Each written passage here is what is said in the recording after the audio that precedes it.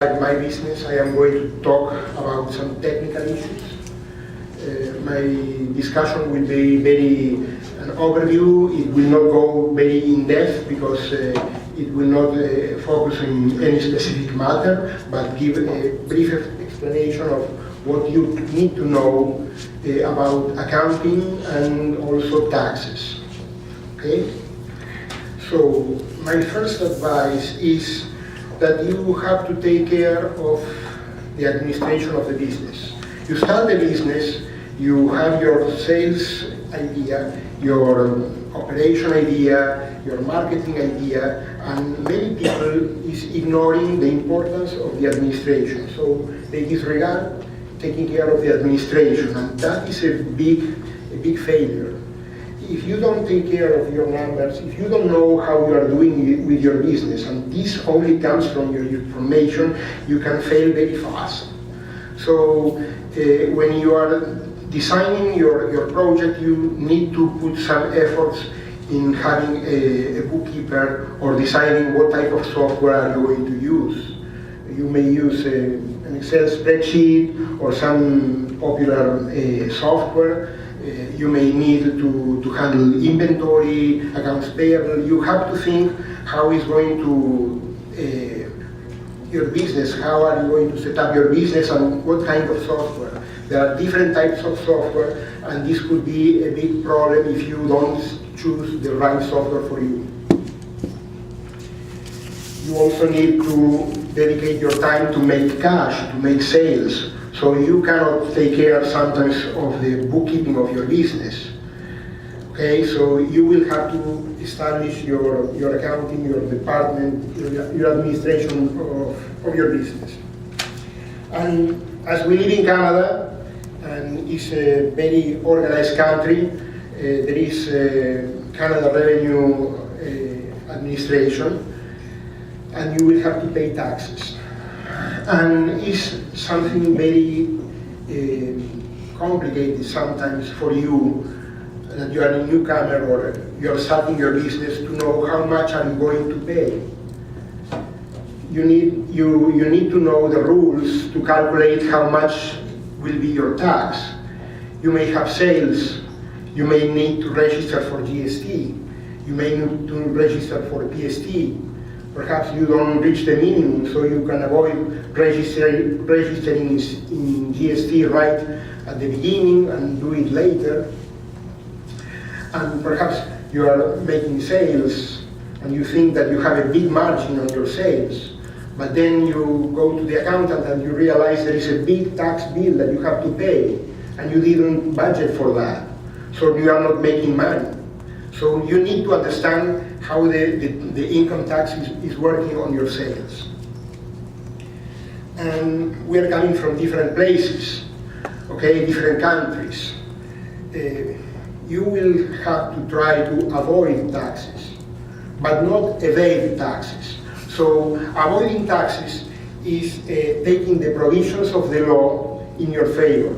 Use the best rules available to pay less tax. Evading taxes is cheating, is making false statements about your activity, and you are exposed to big penalties, 50% of penalties, and 50% to 200 of criminal charges. And if they caught you, you are also liable perhaps for prison, 5 years of prison at the maximum. So you need to know the numbers. If you are a self-employed businessman, you will have to pay personal taxes. You need to understand how personal taxes work. Many of you may know there is a personal amount, about 12,000 in average, that you are exempt of taxes. You don't pay taxes.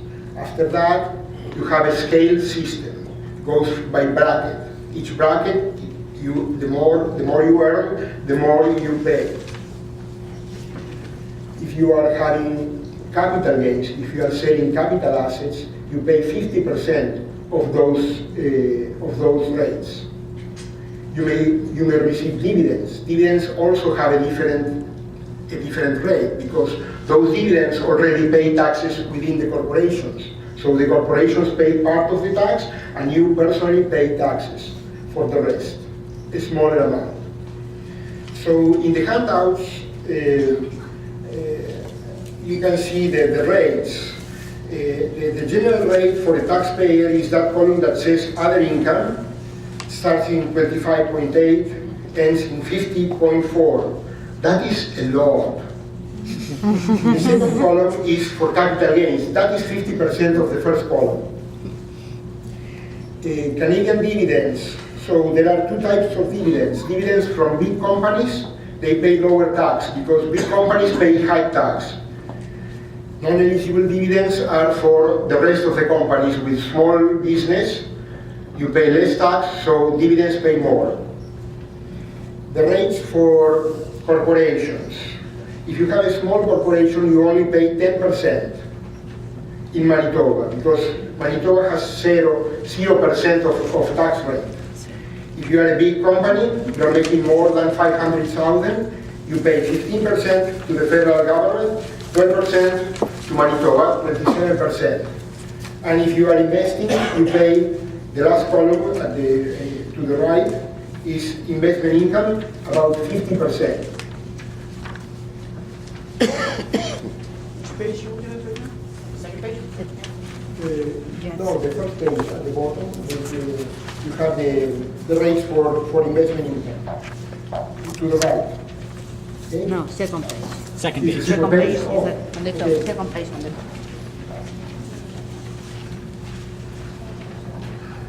So, we as accountants, what we do is look at the marginal rate, which is the last bracket that your income is falling. So, what is the maximum tax that we are falling? So, we are trying to do some adjustments to that marginal rate so you can save some money paying with the lower brackets. Okay? When we decide if you are going to invest in registered retirement savings plan, RSPs, we are trying to reduce your tax to the lower bracket. So these are a couple of questions that you need to ask yourself. Do you want to pay CPP? Is that the smartest use of your money? If you are self-employed, there is no way. You have to pay CPP on your income. That is not the same if you are a corporation. You receive dividends and you don't pay CPP. Or you can reduce your income by making investment in RSPs. But there is people that don't like giving away their money, their capital, for others to manage their money. So they want to keep that money with them to invest in the business. So those are significant questions that you have to make yourself. You will have to understand how the tax return works. There are many deductions that you can make to reduce your income. You have tax credits. Those are two concepts to reduce your income. For both concepts, you need to retain your documentation. If you take deductions, if you take tax credits, if you reduce your income tax, you need to keep records to show in case CRA is asking that to you. You have to pay taxes on time, but not ahead of time. You can hear a lot of people saying that when they file a tax return, they receive a big check, a big refund from CRA. Okay, that sounds sweet, but in the end, that is money that you are advancing to CRA. CRA is using your money for free. They are not paying interest to you. If you are paying late, they will charge you with interest, but they don't pay you. Okay? So if you are doing installments during the year, you should stop paying installments if you calculate that your final earnings will be lower. If your taxes in the end will be smaller. Or if you are having deductions from your salary, you can file a form to reduce those deductions, so you don't advance so much money to CRA. You will have to think about taxes whenever big things happen in your business, okay? if you are starting a new business, if you are buying a business, if you are selling a business, if you are working out of these province, if you are relocating your work, if you are doing unusual transactions, you will have to take that into account. It can have a significant impact in your final payment. Even in your personal situation, if you have big events in your life, you will always have to think about taxes. If you are thinking to divorce, if you are sick and perhaps you are going to die, there are very big tax consequences in every event in life. Okay? If you receive an assessment from CRA and the assessment is telling you that there is a difference and you have to pay more, don't assume that CRA's assessment is right. You have the right to dispute that assessment if you think that you are doing the right things. So CRA is reviewing your stuff, but they do mistakes, as a lot of us do mistakes. So if there is a difference in your assessment, you should call CRA to find out why they charge you more. Or you can file a notice of objection, or you can take CRA to court in an extreme case. In terms of setting up your business, there are different alternatives. Okay? If you are starting up from scratch, you normally will be a self-employed. That will be the same as being a personal taxpayer. You will pay taxes on that scale system that I explained before. You may also have a partnership if you are sharing the business with other people, but in the end that is the same as being self-employed, because you are paying taxes as a partner of a partnership, but under the personal system, okay? With all those rates for personal tax.